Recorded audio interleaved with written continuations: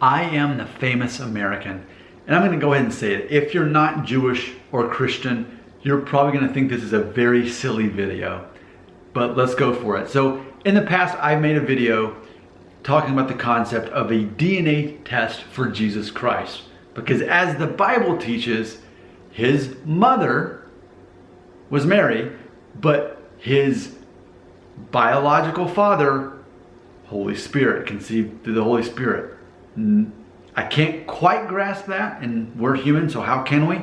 But that's what the Bible teaches. If we're believing the Bible, we're believing that Jesus' father was not Joseph, but instead somehow conceived through the Holy Spirit. So that's what I know, based on what I read and what I believe. So again, if you're atheist or agnostic, you're probably laughing by now. This is hilarious. I get it.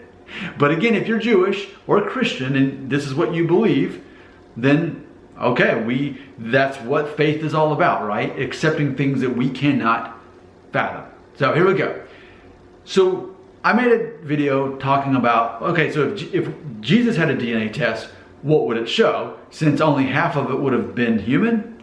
Okay, so follow-up question that I thought about, and that is angels. The Bible talks about angels all the time, but a very strange thing that the Bible talks about in the book of Genesis, and I've been aware of this my whole life, and I've always thought it was weird, but it talks about, and I guess I'm mispronouncing, Nephilim, something like that, some kind of word that describes angels that had children with women of the earth, and they ended up, this crossbreed ended up being this race of giants. The Bible talks about it more than once.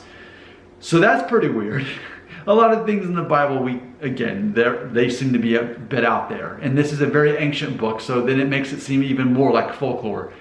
But again, people like us, people like this guy, actually believing this is a real thing. And that's true.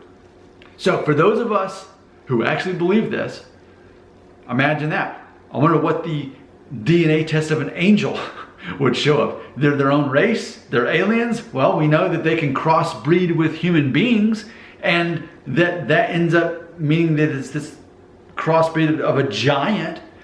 Like consistently, if you breed an angel and a human being, it's going to be a giant. That's what the Bible teaches. It's not a very popular teaching. You don't hear about it often. I'm talking about it now. So let's talk about it some more right here in the comments.